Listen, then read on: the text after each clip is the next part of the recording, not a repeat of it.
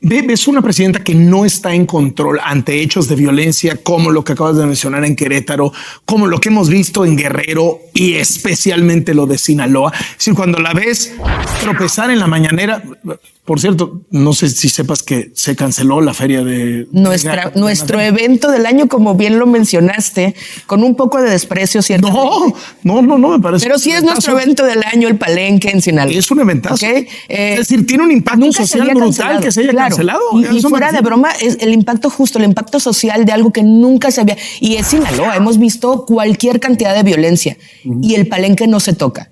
Y justo un día antes sale una manta, y el Rocha, amenazan al gobernador y al día siguiente se suspende, porque está suspendido, ¿no? Porque les gusta mucho usar estas palabras, se canceló. Pero Claudia no solo no se presenta con la gravedad que tiene estas cosas, sino que los ignora como si no pasaran, que lo que yo decía del gaslighting, del bienestar, ¿no? Cree que sí va a pasar. O sea, voltea y les dice, no está pasando. Señor, tenemos en Culiacán, en Sinaloa, tienen 2 meses secuestrada la ciudad. Todos los días hay ejecutados, todos los días la gente está encerrada, la gente no va al béisbol aunque te toman una toma así cercanita. No es cierto, no se llena el estadio de béisbol. Nos están tocando cosas que socialmente son muy importantes. Y Claudia sigue diciendo, y Rocha sigue diciendo, no pasa nada. Eso es lo que me parece que no tiene la misma habilidad que tenía Andrés Manuel para decirnos que no pasaba nada. Porque también la violencia ahora, a mi juicio, es mucho. Pero sí ha echado la culpa, así como la alcaldesa a la Bastida y a los norteamericanos, así como la alcaldesa de Acapulco justificó a Evelyn Salgado diciendo que era culpa de cómo le habían dejado el Estado. Es decir, ese recurso va a seguir estando allí, aunque otra cosa es si sea tan eficaz como lo era antes, ¿no? Lorena, ¿vas a decir algo? No, es que yo creo que la violencia, un poco lo que decía Carolina, la violencia es peor. O sea, yo sí creo que estamos, se ha vuelto, sí, subió de tono muchísimo. Estamos viendo jóvenes, niños, digamos que sí, es como cruenta, ¿no? Entonces, eso es lo que yo creo. Yo creo que eso va a ser la diferencia que no estábamos viendo hasta prácticamente los últimos meses de López Obrador. Pero ahí el colchón que no tiene el segundo gobierno de Morena es el ser el abanderado de una visión distinta, sino que está atrapada Claudia Sheinbaum en una herencia. Es una herencia maldita en muchísimos asuntos, de la cual no se puede desprender la presidenta de la República. Y en ese sentido lo que escuchamos es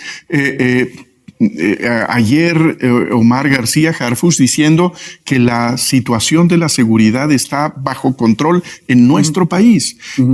Parece que no hay ninguna conexión entre la realidad y el discurso político.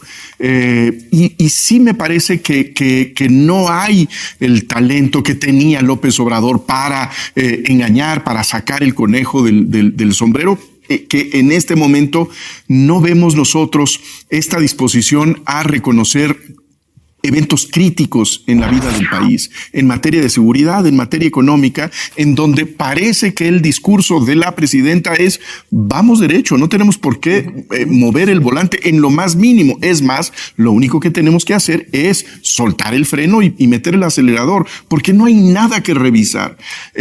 Ante todo este escenario, este mosaico de violencia, resulta muy difícil que ese discurso permee persuasivamente en la sociedad. Pero se lo creen, ¿eh? Es que ese es un dato que yo insisto mucho, es que sí se lo creen y creen que vamos bien.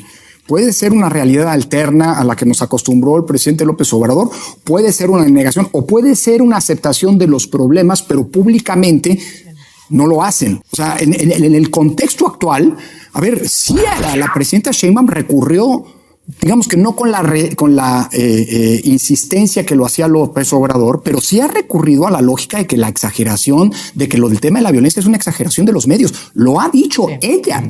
Es decir, el expediente es el mismo y la capacidad de reacción es probablemente más limitada, pero es que vuelvo a insistir, yo creo que están convencidos la presidenta está convencida que esa es la ruta y no se va a mover. Pero por ejemplo, ahora que fue García Harfuch a Sinaloa, fue a Culiacán y caminó por Culiacán, pero estaba rodeado de militares. Si creyera realmente su discurso de que no está pasando nada, pura madre sale a caminar. O sea, no camina solo en Culiacán.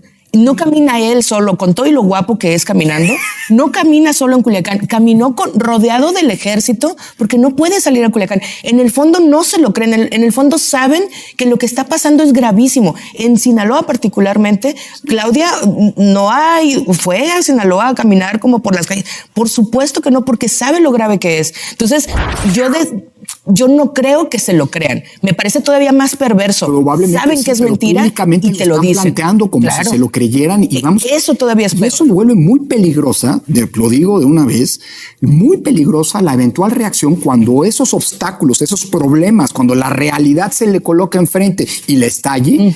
¿Cuál va a ser la reacción del propio gobierno? Esto es algo que les ha funcionado siempre. Claro. O sea, con López Obrador, pues no pasó nada en la pandemia, se manejó muy bien. No había falta de camas de hospital, había suficientes vacunas. No hubo desabasto de medicina. Nunca hubo desabasto de medicinas. Claudia Sheinbaum dijo que los había sido culpa de la corte que no llegaran las medicinas. Bueno, los padres de los niños con cáncer eran un grupito de locos, ¿no? Golpistas. Gatell, el mejor. Tampoco había violencia. ¿Y qué pasó? Perdón, pero es que es eso, el valor de la verdad o el valor del impacto de esos hechos parece haber decaído fuertemente. Ganan con 60%. Y Estados Unidos es un caso similar, porque Trump es otro mentiroso patológico que lo único que hace es el 90% de las cosas que hizo son mentiras. Y mira, ganó con un discurso durísimo de ciertas cosas. Ahí era diferente porque era una competencia de bajar al partido en el gobierno. Pero básicamente eso parece no tener impacto. ¿Será o sea, digamos, electoralmente, será que el elector mexicano considere que todos son corruptos y ninguno puede con la violencia y por tanto esos dos factores se anulan en la boleta y son otras las cosas por las que terminan votando? Pues yo creo que básicamente el elector mexicano, una buena parte recibe su programa social, que si a veces lo piensas en términos de ciertas familias, hay familias que están recibiendo en conjunto hasta 40 o 50 mil pesos al mes, ¿no? Dependiendo, que consideran que López Obrador era una persona austera y no un corrupto, porque básicamente él sí no es considerado un presidente corrupto, que nadie ha podido con la inseguridad y posiblemente nadie va a poder con la violencia. Básicamente yo creo que eso es lo que ven y que sí fue una persona que vino a cambiar el equilibrio de las cosas y que sí vino a incorporar a estos sectores que se sentían tan excluidos, tan poco visibilizados por los regímenes anteriores y tan agraviados por las clases más privilegiadas, los vino a incorporar. Eso hay que entenderlo porque yo creo que de cierta forma eso va a seguir pasando, ¿no? Entonces hay que entender porque, y sí tiene una lógica, no están locos, no son irracionales. Sí, solo los que estamos todos los días ahí, ¿no? Viendo el periódico y viendo los medios y escuchando a Carlos en radio, pues sí dices, esto está terrible. Exacto. Pero el resto del país, no. De hecho, hablas con el ciudadano más promedio y te dicen, mira, López Obrador fue el mejor presidente que ha tenido el país según ponte tú el 60%, es muchísimo. Y ella trae una parte de ese legado. No creo que traiga la luna de miel que él traía por lo mismo, pero ella trae una parte de eso.